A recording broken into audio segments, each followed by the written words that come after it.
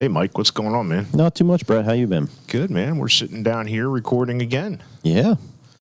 Got some topics here. I want to just recap a little bit. Our last episode, we did something about the emission bills, 561 and 562. Right. We stated our opinions. Uh-huh. Apparently, not everybody feels that way, and I kind of understand. Well, that's going to happen. Yeah. I mean, especially some of the northern, very rural areas that, I understand her point. Sure. And so the one downside is to not doing a live episode is they can't comment or reach into us, but they can comment below in this video. Right. Let us know your opinions. I want to hear it. Yeah, because I like reading them. Yeah, and it's just right now you're getting Mike and I's opinions on anything we talk about. Right. Based on facts that we have and discussions at our association board meetings. But yeah, let us know. Put it in the comments. Give us some topics, or if you got a comment, we'll bring it back up to next one. And by all means, if you want to be a guest on here, let us know. I'll bring you in. Yeah, that'd be cool. We still are looking for a name. Comment, please, because I've been racking my head over this, trying to think about what we can call it. But it's got to be something catchy. Yeah, we have to come up with a catchy one, like Lucas and David did with Changing the Industry podcast. So yeah. I'm not saying we're going to put out 155 episodes or anything like that, but maybe who knows? We'll continue to work and grow this. So yeah, and I think it's important because it has to deal with just our state, and yes, keep it local, keep it to what's important to the shops that are affected in our area. Yeah, I was kind of thinking last night about an acronym like Pennsylvania Automotive Service something. Yeah, like PASS or something. Yeah, right. Yep. So I don't know if you got an idea, let us know. Yeah. We'll give Mike's personal cell phone out. You can call him. Yeah. 717-555-5555. That's the old 80s thing, man. What's the number? 555. On the fives. 867-5309, right? Yeah. Calling Jenny. She got my number. But on those bills, I think John Kulik, our AASP lobbyist, said that they will most likely come out of the Senate.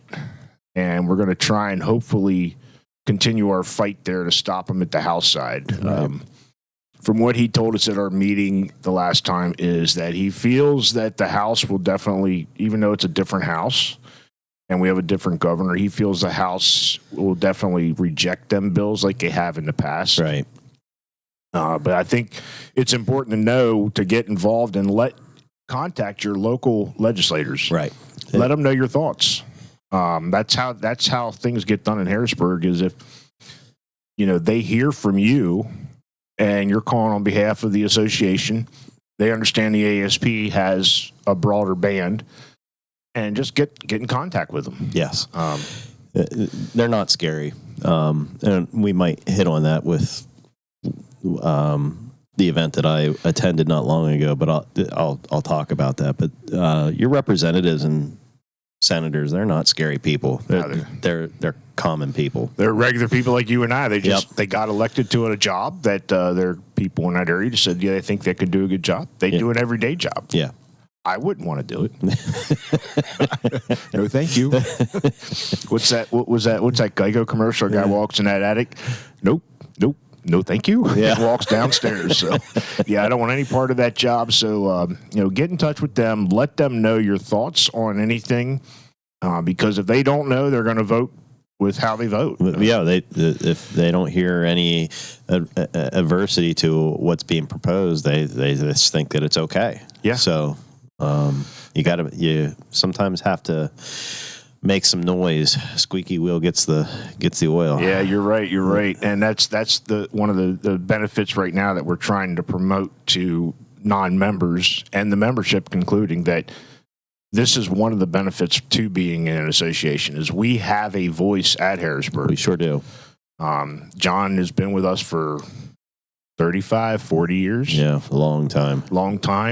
He's got a lot of good connections up there, and they know John. So when he's coming in, it's either going to, hey, we're in favor of this, or hey, here's our opposition. Right.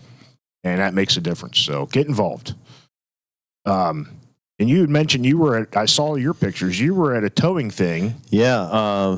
Go ahead and touch on that. That was with Senator Mastriano. Mastriano and Argel they were both there. I got to get the date because my days have been running together. I believe. I think it was like May. I want to say that it was the 16th.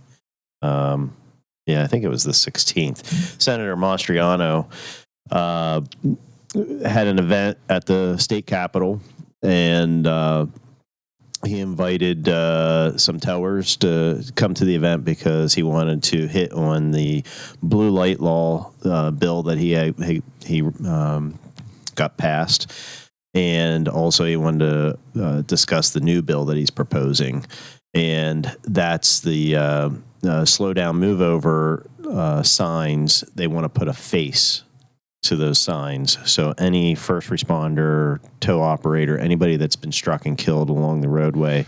Oh, wow. That'll really hit home. They're going to put that person's face on the sign with their name. And if you can link the his announcement that he did at the Capitol. Yeah, we'll definitely put that in the description. Yeah, it goes through a couple of the family members that lost their loved ones from getting struck along the roadway. They were there and they spoke. A couple people that survived some hits were there as well. But we were able to. We had about. I'd say there was probably about 15 trucks sitting right there at the. I saw some of the pictures. It was pretty cool. Yeah, and then we had two of the trucks hoisted a huge American flag. I bet one of them was yours, wasn't it? No, I don't have. No, I don't have a big heavy duty like that. But we did focus mine to the right because there's only a few trucks that still put the blue lights on. So they knew my truck did have the blue lights on, so they wanted to make sure those were in the background. Hey guys, get your blue lights on your trucks. I am telling you, it makes a difference. Speaking of, this was our first recording that we talked about was this towing bill with the blue lights and the move over stuff and how AASP was involved with that with corresponding with you. A lot of it, what I'm hearing is they're having a hard time finding these blue lights. Okay. Reach out to me. I have a supplier and he actually offered a discount to any AASP PA member. So, reach out to me. I'll get you connected to a guy that has the lights. We'll do that. We'll put your contact information in. Yeah. Your 555 number. Yeah. 867-5309. But yeah, I mean, that was one thing that, especially when I had my legislative night here in York. Okay. That stuff was brought up and a couple of the towers said, where do you get them? They're having a hard time finding them. Yeah. Because a lot of the suppliers, they were only, allowing you to purchase them if you were a fireman or you had to show proof, but a little bit of education to the suppliers. They know that they can sell them to tow operators now. So yeah, we'll put your where do you want the email on there? Yeah, that's fine. Email. Yeah, you can email me. Okay. And or comment below, and I'll try and reach through the comments. Okay. Yeah. So yeah, if you are a tower and you are looking for these blue lights, which apparently they're hard to get and find, let's get in touch with Mike here, and we'll go from there. Either leave us a comment or reach out to us, and we'll get you his email. And what I'm going to revert back to earlier. We were talking about the Senator Mastriano. I had a 15-minute personal conversation with him afterwards, and that's where I really learned how normal these guys are. We were both in the military. We were both in the 3rd Infantry Division, so we just kind of hit it off right from there. Great guy, and he's like, I'm here to help people, so don't be afraid to come to your senator or your representatives. These guys they're normal guys. They go home every day. They go home with their families. He doesn't wear a suit and tie. He still wears his spurs on his boots, like from when he was in. I remember during the COVID, you were posting, or he was posting pictures of him at the Capitol, like, "Hey, we're here." Yep, where are you guys at? Yeah, so let's go to the governor's office and see if he's in the office. Oh no, his door's locked. Like, I think we talked about like some future topics and recording ideas is maybe getting some of these legislators on here, yeah, to talk about some things that they got that might be pertinent to us as an industry in PA, or like I got a personal relationship with the ones here in the York County area.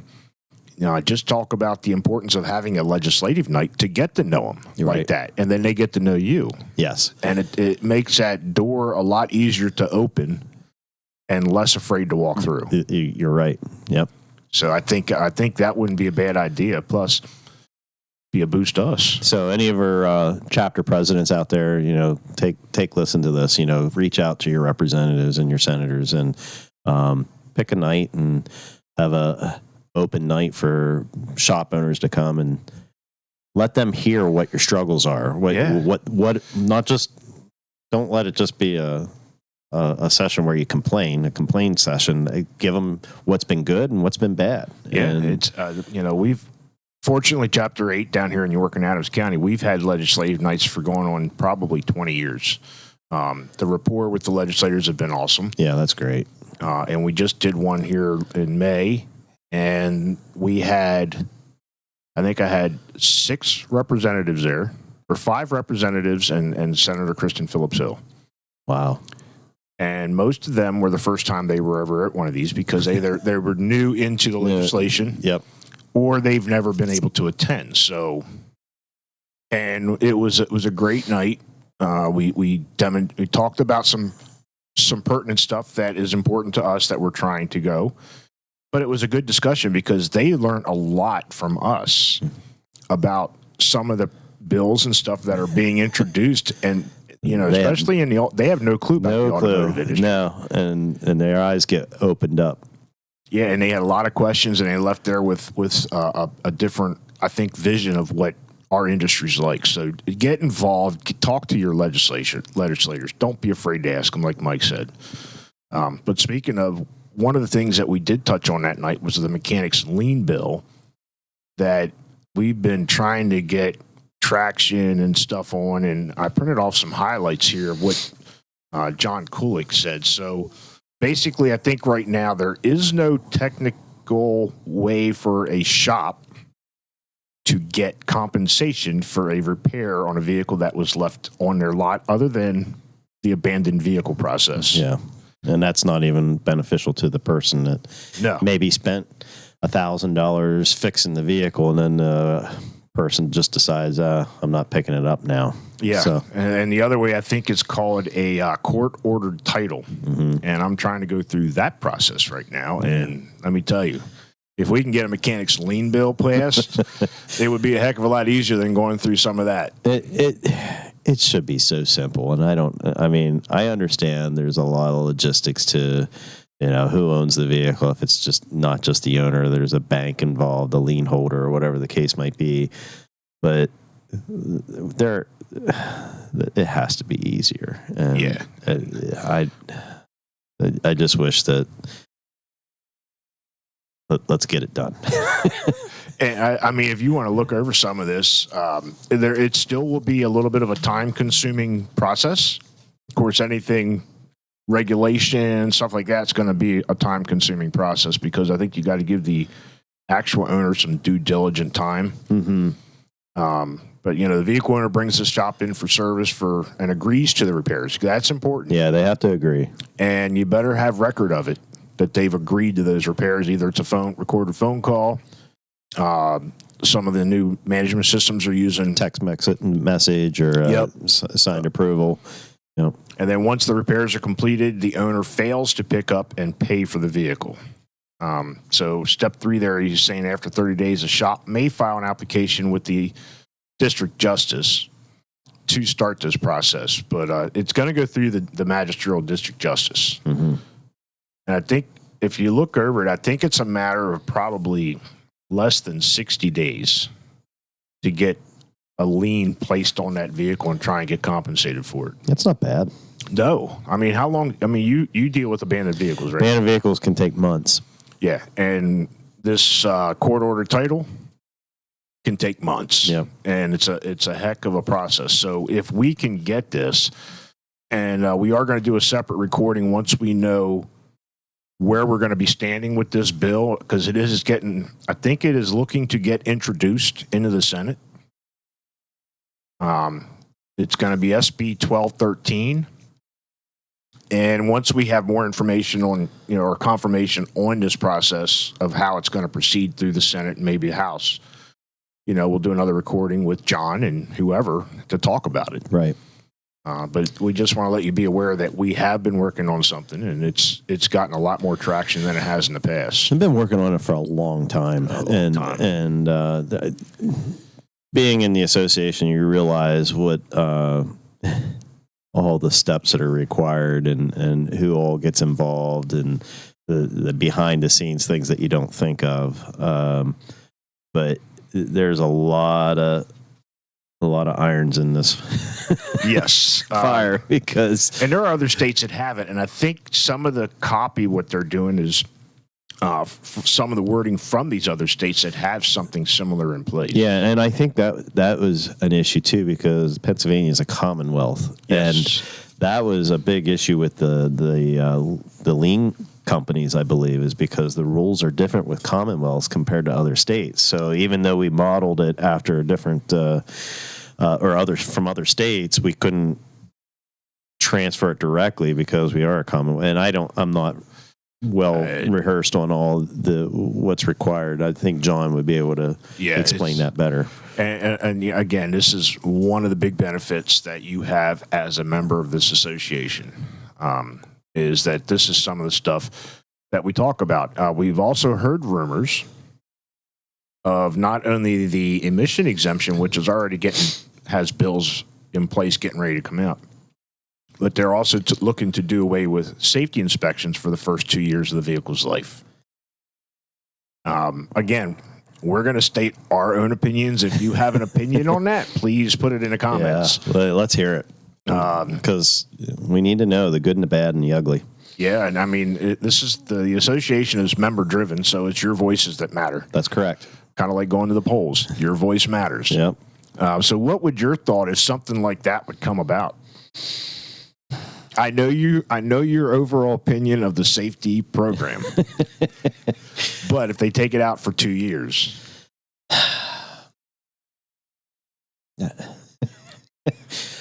The safety portion or the emission or safety? Because that's the one that we heard rumors that they're looking to do something with. I don't know. I'm going to go back to, the safety inspection is an annual revenue stream for us repair shops. It is. It is a way of getting a vehicle in the shop at least once a year. And if they go to 2 years exemption on new vehicles, which we're talking new vehicles, most vehicles I'd be okay with. But again, we just did one today. It was a 2023. He's only had it 2 months and it's already 15,000 miles on it. Mm-hmm. So what can happen if you let that thing go for 2 years? He's going to have 80,000 miles on it. So did you find anything under that? For that? No, I mean I think that's the maintenance, but he's only had it for 2 months. Now his inspection runs till February. Add that 15,000 miles times 6. Yeah, we're up there. I think that's my hiccup with the whole thing is that we're not seeing the failures, and my whole opinion. I guess it really doesn't change my opinion on the inspection program because I don't know that I would be upset if I lost the inspection program. I mean, and I know I'm the wee man over here that thinks that way, but we give these customers a false sense of security that they're, when we inspect their vehicle, that their vehicle's good for the year. And that's not, your vehicle is good at that moment of time. And so 2-year exemption on a vehicle, I don't. Doesn't bother me. I mean, because I don't even see half the time. I don't even see these cars and the new cars because people they're going back to the dealer right. Because they from free safety inspection. They don't normally get a free emissions test. Yes, usually I don't get that. I don't get that either because the safety inspection is more involved than the give them a free emissions test. Don't give them a free safety inspection. I wonder if they pay the tech for the free inspection. Or Yeah. If I was a technician working flat rate, you're giving it for free and not paying me for it. You know the deal with that is they're giving these inspections to the new guys, the guys that have never inspected vehicles before. Because they're paying them hourly. Very minimal flat rate. Hey, we'll give you $5 for every inspection that you do. That's the type of deal that they're, and so I'm not seeing those cars anyway. Yeah, and this was only in for an oil service today. Yeah, in our DVI. So I was just making a point that 2 months he's already got 15K on it. Yeah, no, it's a valid point, and Again, leave us your comments. Let us know your thoughts. And I could be looking at this at a completely wrong perspective. Hey, change my mind. What the heck is that? Isn't there something out there that says "change my mind"? Change my mind. Yeah. He's pretty decent guy, and so yeah. I mean, we're just bringing up topics to let you be aware of stuff that we're hearing. And we want to know your thoughts. I mean, because if the majority of the association says, hey, we're okay with it, that's the way AASP is going to go. Yeah, we'll roll with whatever. We may, the minority might not like that, but, Yeah, it's kind of like a democracy. Yeah, it really is. We want to make sure that your member dues are put to good work. And, yes. And you're not going to want to participate in an association if you're not seeing the fruits of the labor. So yeah. So hey, there's some things that have been changing a lot with the service side, and as we're sitting here recording, it is a Friday. Mm-hmm. You're currently on a 4-day work week. I am. I know a bunch of fellow shop owners that have done it. Yep.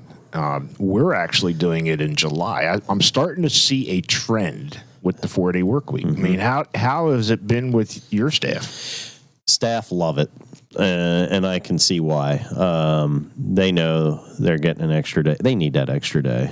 I mean, think back years ago when shops were open Monday through Saturday.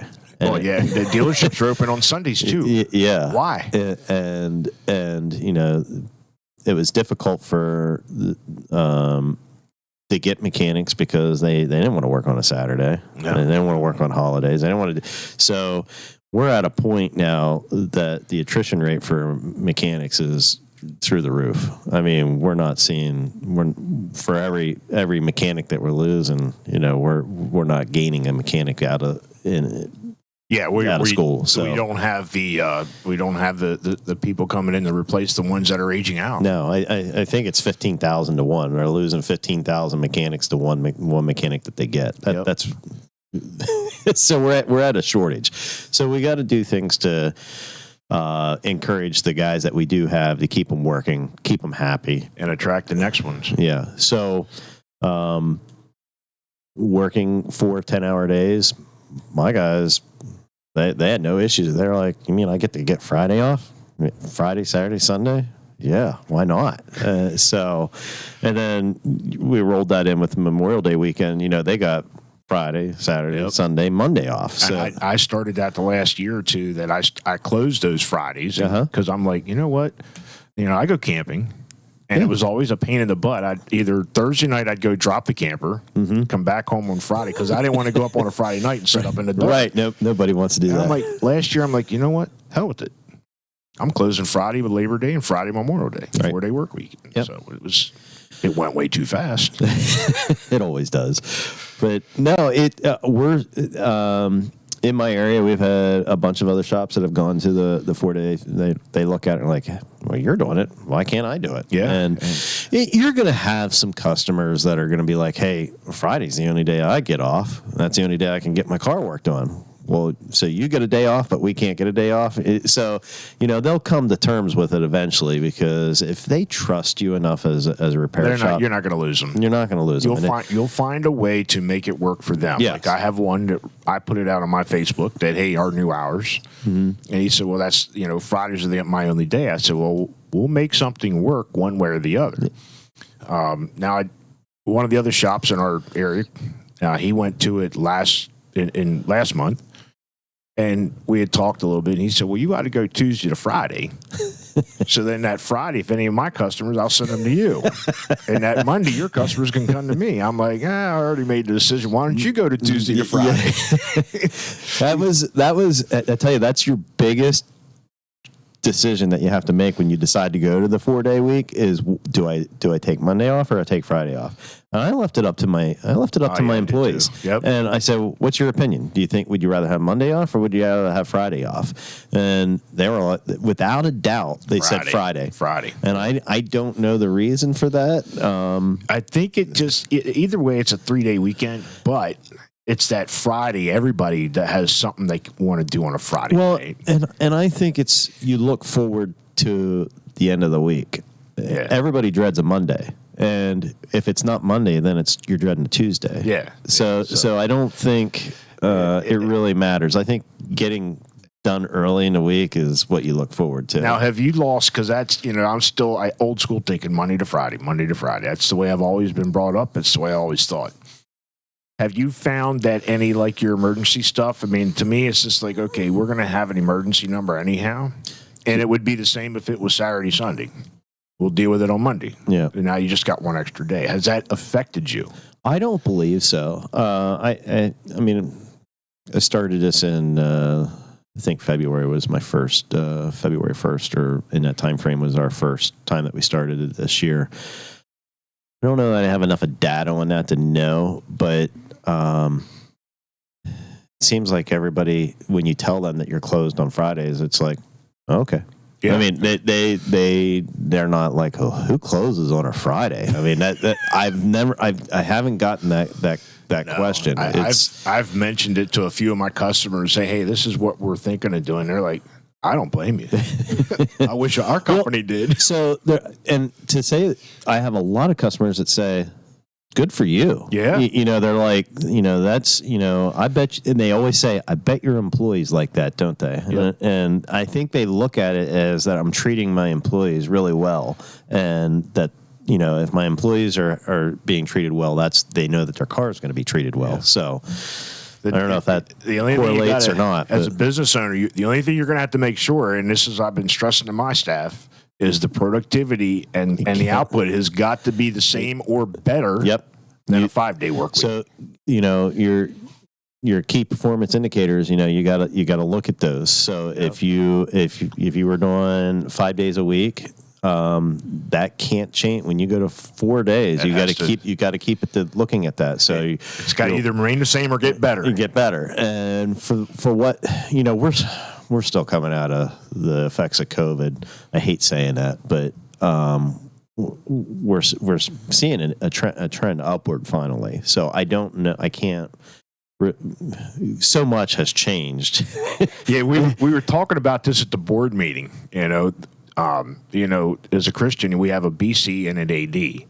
Well, our generation now has a BC, but it's an AC. So before COVID, after COVID. So we have a BC and AC right now. It's it's a terminology. There's been a lot of terminologies and stuff that's been put in the dictionary since COVID. Yeah. I hate whatever it says because of since COVID. I hate that. I want to forget about it, but it's always a reminder. It is. I mean, it's just. But I think the 4-day work week. When I sat my staff down and said, hey, I've been thinking about this for months. And after talking to you and a couple other shop owners and my coach has been saying this is a trend that they're starting to see with shops. They're some of their premier shops. And I said, this is what I'm thinking. And I think we're going to do it. Everybody's like, yep, I'm in. All but my young guy. He said about that, and I can't. He looked at me, and I'm like, so what's holding you back? He said, well, that means I got to come in early. I said, dude, that means I got to come in early than you guys and I am not a morning person. We open at 7. I am in there at 7:30 now. They don't come in till 8.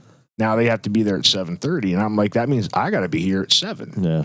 I said, my butt's got to get up, so your butt's getting up. Yep. So he said, well, I'll think about it. Well, Monday morning came around. He's like, I'm in. I guess he didn't have to think too long. Well, he probably talked to a few people and are like, wait a minute. All you have to do is work an hour early and an hour later, and you get a whole day off on Friday. Yeah. What's not to like about that? And, as a business owner, I'll probably still do stuff on Friday. That's what I do. I'll either do it from home here or if I got them running, but that way there's no interruptions. For me, my hours didn't really change. You're saying about getting up an hour early. For me, that really hasn't changed because I'm still doing stuff on Friday. So I'm still still doing the bills, the pay, and that's what's really nice as a business operator. No distractions. No distractions. And you can sit down at your desk and you don't hear a phone ring. You don't hear anything. It's just dead silent, and you can actually get your work done. And it's amazing how much you can get done with nobody there. And you're like, well, geez, it's 10 o'clock and I'm done. I'm going home. Maybe I'll be able to clean my desk up. Yeah, that's what, I have a list of things that I want to do. Like today, I had a list of things that I wanted to get done. I didn't get all of them done because I got called by the state police to tow a vehicle, so that just threw everything out. And you were coming here to record. I was coming here to record, yep. But, I think if you have contemplated it, talk to somebody that has done it. Yeah. It's a benefit. Yeah, and the shop down the road from me that decided to go to it, he does his a little bit differently with his hours, like his break times and stuff like that. So that their hours Monday through Thursday are different hours. So like, I don't even remember, but like Monday, it's like he's open from 7:30 to. They do it differently with their hours. So I'm kind of interested how that works out for him. Yeah, if you're gonna do it, you need to be consistent, so everybody knows your hours. Right. But I just think, and you had mentioned it's hard to find staff to begin with. It is. And we as in this industry especially, we have to think outside that box of how we can either A, attract new staff and B, keep them. Yep.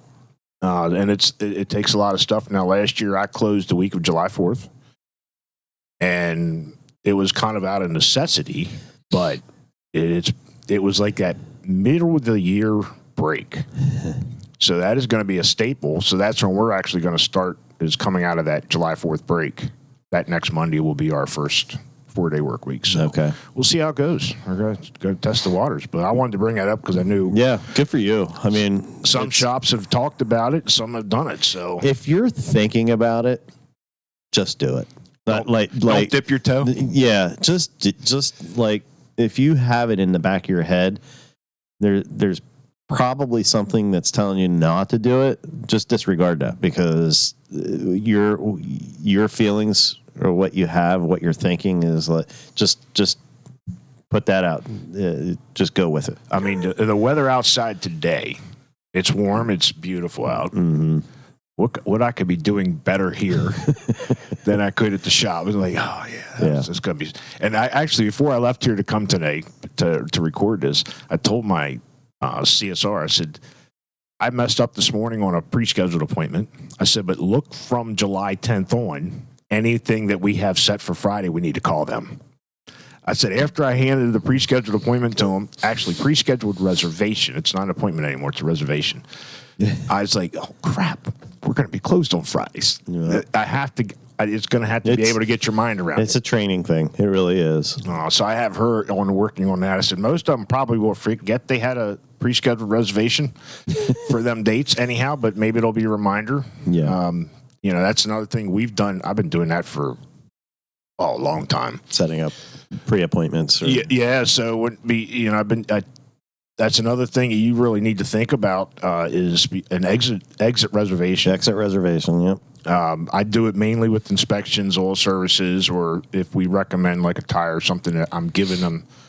And sometimes I'll talk to them about it first. But with the oil services, no. I kind of gauge how they do it, and if they're not even putting 5,000 miles a year on it, I'm bringing them back in 6 months. Right. 6 month checkup. Most shop management systems now tell you the average miles a vehicle's getting, so it's really easy to say, oh, this vehicle's getting 800 miles a month, so let's see you back in, whatever it's 5,000 or 3,000 or whatever their schedule is. But yeah, I changed it to reservations, so it's no longer an appointment. Appointments are for pain. I call it exit scheduling, but everybody has their. So my new cards say black tie reservation. Ah, nice. Yeah, so on the back of it, I got a nice black tie and it says reservation. Huh. My coach liked it. He shared it with the rest of those. Does that mean they have to wear a tie when they bring their? If they want to wear a tie, I don't care. So, anything else you want to bring up here?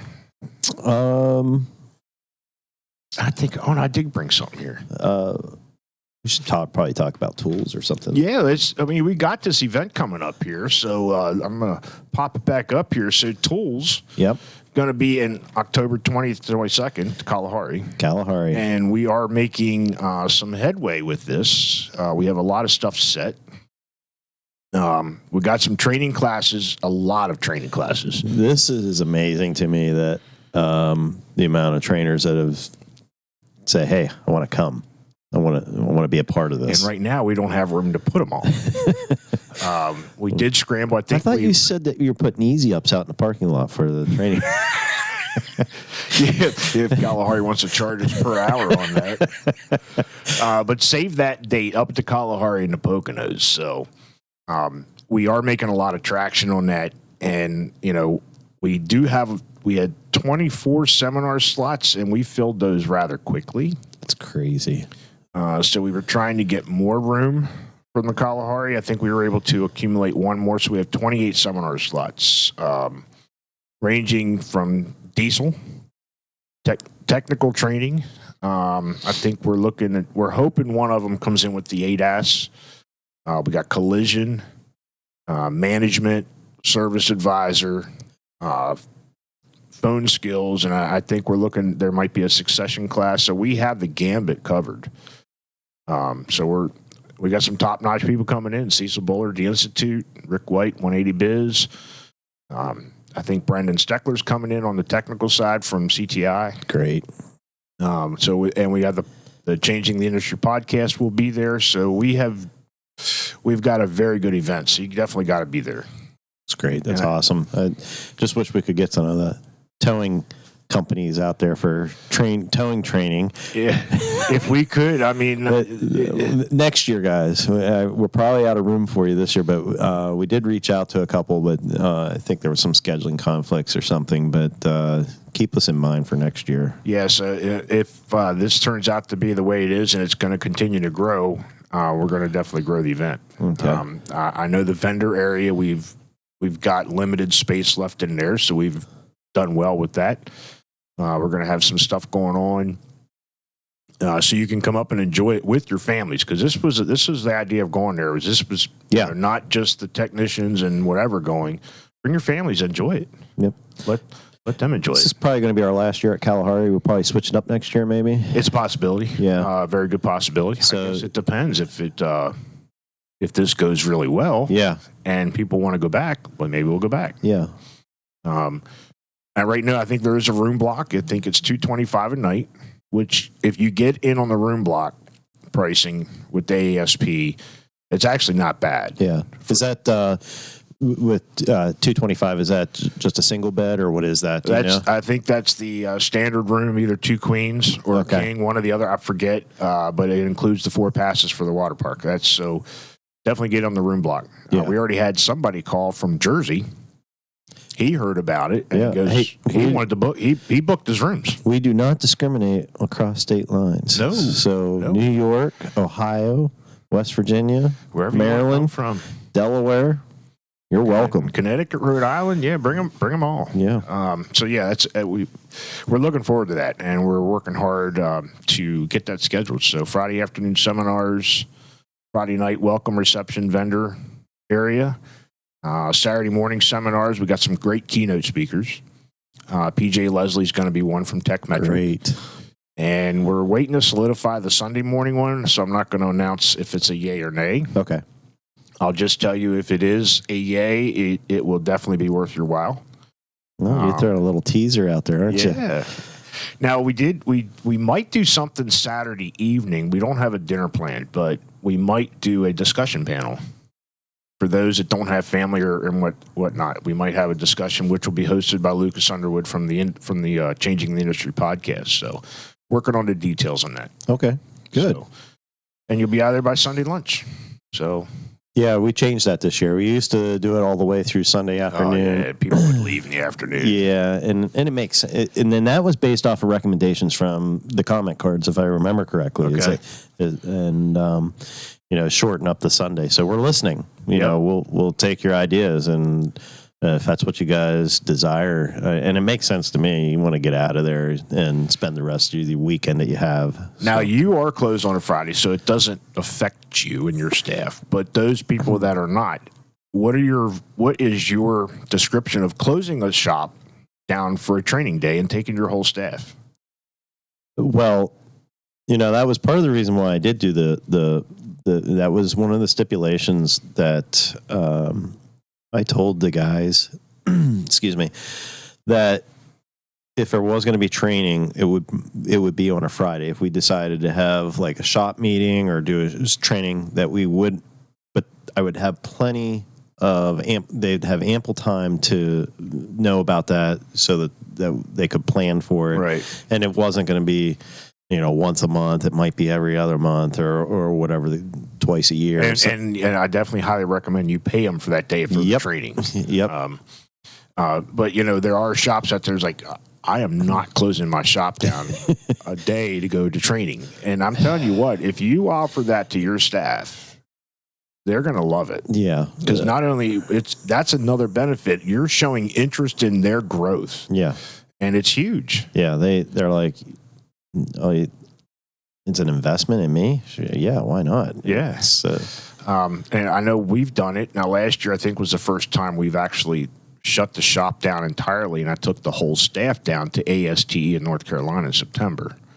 You did say about that. That's pretty... It was one of the best things we ever did, not only for the knowledge, the networking and stuff, but the camaraderie that was built just with my staff was huge. Mm-hmm. So if you do want to go to a training event and you are thinking about not closing, I would definitely tell you to think twice. Talk to your staff and say, hey, I want to do this. Is it expensive? Yes.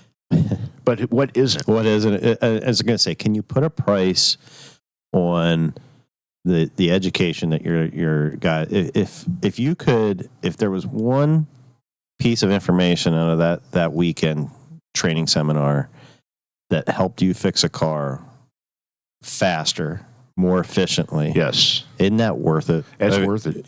Even running your business. Yes. If you come back with one idea. Right. And even for like service advisor training, whatever that's going to be, if your service advisor can better communicate with the customer and you gain one additional customer based off of how your service advisor answered the phone differently. Yeah, it's an investment, and that's the way I've always looked at training.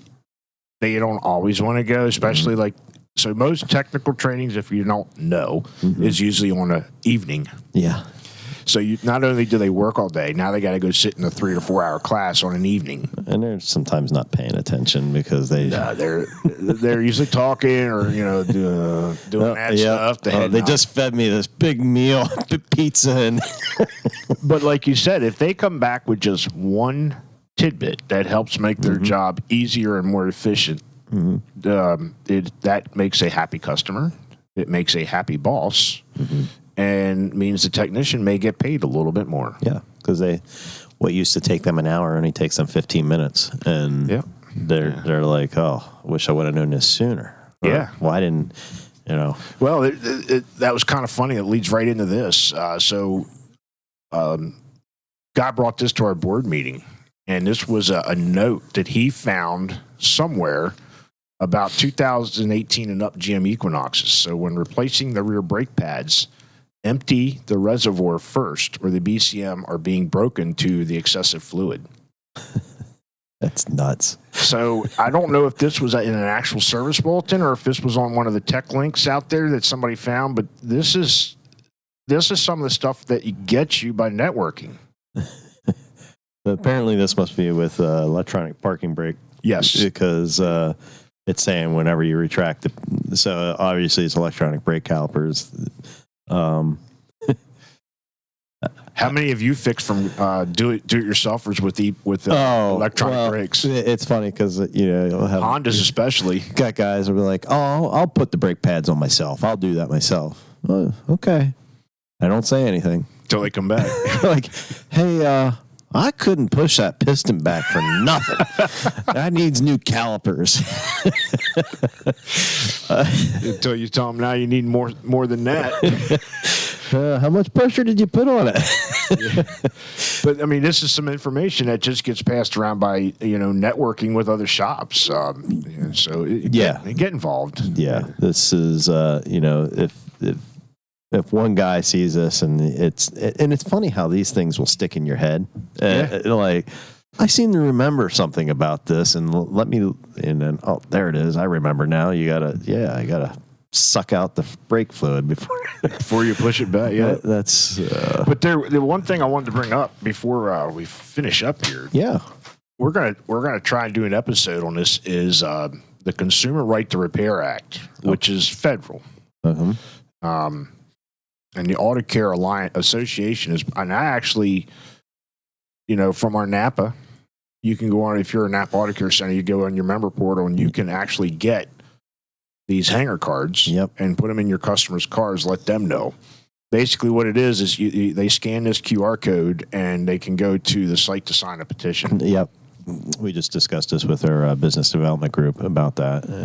And so what does this mean? It's your vehicle, your data, your choice. It's basically the premise behind this whole thing. With the industry that we're in, there is some information that is not available to us when you bring your vehicle in. Mm-hmm. And basically what this is going to be doing is trying to say, hey, this is my choice. I want to take it to this shop. They need all the information to fix this car.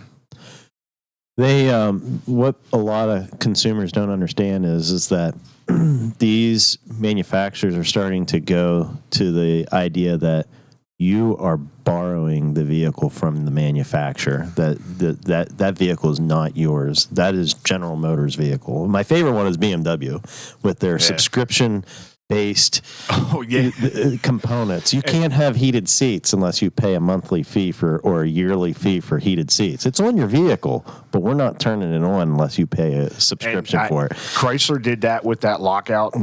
You need a certain code to get through to any information. I'll never forget the day that I went to plug in. I thought, I just need to get the codes off. I'm like, wait a minute. You get the generic stuff. I'm like, what is this? And I called up my scan tool guys. Like, oh yeah, you got to pay a subscription. Yep. What do you mean? My software is current. No. You got to pay a subscription. You get out. Yeah. So if you are a general consumer and not in this industry, and you come across this and you hear this. This is information we face every day. And this all started, believe it or not, with the farming industry with John Deere. Yes, it did. It did. But this Right to Repair Act, this goes back to the early 2000s. Yes. And there was I don't know if it was kind of an agreed upon handshake deal out there after it went through some of the hearings that I participated in, which that's why I say you wouldn't pay me to do their job. But I guess something else has come up and probably came back again with the John Deere. And now they're going to reinvigorate this to get something better and more fluent term-wise in place. Right. Now there is certain information that I understand is proprietary, and we're not we're not asking for that. No, we want the repair information so we can fix these cars at a reasonable cost, not a monthly or yearly subscription fee at $10,000. Yeah. So and we're going to try and get some more information about this and have a better discussion on this Right to Repair Act. But, and it is important to get your consumers involved in it, your customers. Yep. So that thing that Napa has been sharing with that's great. And I'll put a link out to the Auto Care Association. I'm pretty sure anybody can get these. I believe because it's not affiliated with any. No, it's. I'm trying to remember the association or the organization. Auto Care Association. Is it Auto Care? Okay, yep. yeah. Yep. So I'll put a link in here for this so that you can get it. You know, we're just happen to be Napa Auto Care Centers, and we went through the Napa to get them. Yep. And they ship these 2 packs for free. I think it's $25 per pack. But they're going to go in my consumer cards. I got a couple flyers I printed out as well. okay. So yeah, this is some of the reasons about being a member is information and the networking, the legislation side of it. So get involved. Plus, if you get between now and tools, there'll be a member discount. Oh yeah. Yeah, so you might even be able to save your membership fee dues by being by joining now and signing up for tools under that. So, And if you're not sure how to sign up, you can contact us. Reach out any way you can. We'll get you signed up. you can go to the website aasp-pa.org. I believe there's a link in there to join, and we'll take care of it. If not, like Mike said, reach out to any of us. Leave us a comment. We'll get back to you. Yep. So, Mike, anything else you want to talk about? I think we hit on a lot of topics today. We did. We kind of covered the whole gambit. So, yeah, so look out for some more episodes. We'll do this, and who knows, maybe Mike will be the host of this. No, I don't know about that, but I like doing this. And if there's topics that you guys have, let us know. Like, hey, talk about this. You know, what's happening in this industry or in this area. Let us know because I'll talk about anything. Yeah, and we're basically concentrated on Pennsylvania. Yep. You know, I know the towing one, the first one we did, we put it out there, the ASOG, and of course that's from all over the place. And they're like, well, that's just Pennsylvania. Well, yeah, that's what was the idea. It's Pennsylvania. Yeah. It's a Pennsylvania towing bill. You know, maybe other states will follow suit, but you know, be a leader. Yeah, we'd like to get any guest on here if you want to come on and you got a topic you want to talk about. Reach out, let us know. So. Good deal. Check us out next time and give us a name idea. Please. Because you definitely don't want to let it up to us to come up with a name. No. It might not be something catchy. I don't want to be responsible for it. You know, I want to say, hey, one of our members came up with this. Yeah, we want to give you all the credit. Yeah. So, hey, thanks again, Mike. Thanks, Brett. Do this again sometime soon. It's real soon. Yeah.